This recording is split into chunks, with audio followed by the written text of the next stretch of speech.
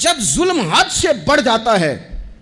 پھر انسان کا اپنا وجود بھی اس کے لیے باعث عار بن جاتا ہے۔ ابن حجر کہتے ہیں کہ ایک شخص کو میں نے ایک مقام پہ دیکھا، وہ میرے علاقے کا تگڑا بندہ تھا، سیاںا بندہ تھا، مالدار تھا، کیا کہتے ہیں پنجابی میں ڈنڈی پٹی بڑی قائم تھی، بڑا اس کا دبدبا تنتنا تھا، لیکن میں نے اسے طبیب کی دکان پر لیٹے ہوئے دیکھا تو اس کے وجود سے پیپ نکلتی تھی۔ میں نے اسے کہا یار تیرے نام سے تو لوگ خوف زدہ رہتے تھے، تیرا نام لے کے تو لوگ بچوں کو ڈرایا کرتے تھے، تیرے سے انسلاک رکھنے والے تو بازاروں میں گردنیں اونچی کر کے چلتے، تجھے کیا ہوا؟ تو کہنے لگا بس جب خدا کا حکم آیا، جب اللہ کی حکمت کا غلبہ ہوا، جب تک اس نے ڈھیل دی تو دی، لیکن جب وہ پکڑنے پہ آیا تو پھر حال یہ ہوا کہ ایک غریب مچھیرا مچھلیاں پکڑنے کے لیے دریا میں سارا دن بیٹھا رہا، اسے مچھلی نہ ملی، شام کو روئی پڑا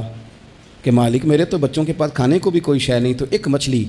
شام کو بڑی محنت کے بعد ایک بڑی مچھلی اس کے ہاتھ لگی۔ ان دنوں نہ مچھلیاں ملتی تھی نہ گوشت ملتا تھا، وہ بیچارہ ایک مچھلی لے کے جا رہا تھا اپنے گھر کی جانب، تو سامنے سے میں آ گیا، جو طریقہ ہوتا ہے، کدھر لے کے جا رہے ہو، کہاں سے لی ہے؟ تو کہتے اس نے کہا صاحب مجھے پتہ ہے آپ مجھ سے چھین لیں گے،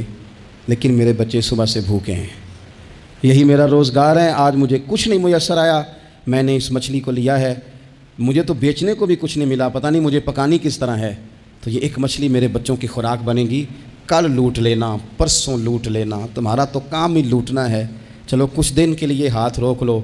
کہتے ہیں اس نے جب یہ کہا تو میں نے ایک تھپڑ مارا اور اس آدمی سے مچھلی چھین کر میں نے اسے پکڑ کے گھر لا رہا تھا میں، اس مچھلی نے، حالانکہ مچھلیاں کاٹا نہیں کرتی، کہنے لگا اس مچھلی نے ناخن پر میرے پورے پر تھوڑا سا کاٹا ہے، اور میں نے کہا کوئی بات نہیں، مچھلی ذرا بڑی تھی، اس نے کاٹ لیا، میں نے تھوڑی سی پٹی باندھی اور گھر والوں کو کہا مچھلی پکا دیں، انہوں نے پکائی کھائی، کچھ پتہ ہی نہیں تھا، 2-4 دن گزرے ہیں تو زخم آگے بڑھنے لگا ہے، طبیب کو دکھایا ہے تو اس نے کہا یہ تو انگلی کاٹنی پڑے گی۔ کہتے ہیں وہ انگلی کٹوائی، 1 ہفتہ نہیں گزرا تھا کہ زخم آگے بڑھا، تو پھر وہ ہاتھ کی طرف بڑھا، تو میں نے جا کے دکھایا تو اس نے کہا ہاتھ بھی کاٹنا پڑے گا، سارا بازو کٹوا چکا ہوں، رات کو نیند نہیں آتی، ایک لقمہ پیٹ میں نہیں گزرتا، میرے بچے، میرے بھتیجے، میرے بھائی، میرے عزیز گلی گلی اس غریب کو ڈھونڈتے پھرتے ہیں جس کا نام بھی ہم کوئی نہیں جانتے، تھک گئے تلاش کر کر کے، خدا جانے کہاں چھپ گیا اللہ کی اتنی بڑی زمین میں، وہ ملتا نہیں، میں سو نہیں پاتا۔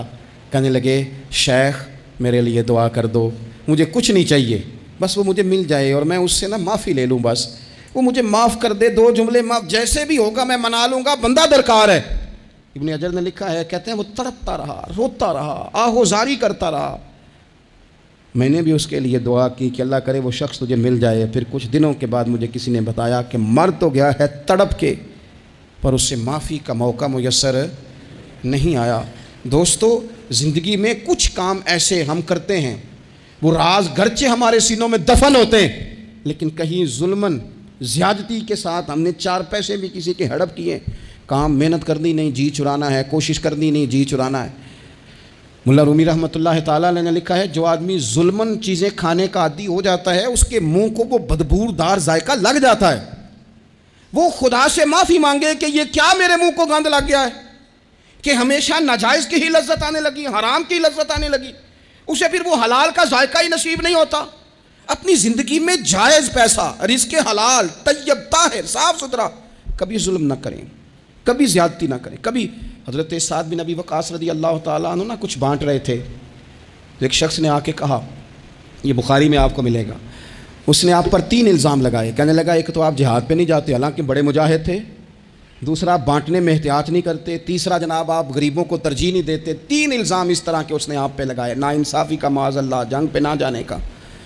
اب حضرت سعد بن ابی وقاص کو بڑی تکلیف ہوئی، بد دعاؤں سے بچنا چاہیے، حضور نے نام لے کے کہا مظلوم کی بد دعا سے بچنا۔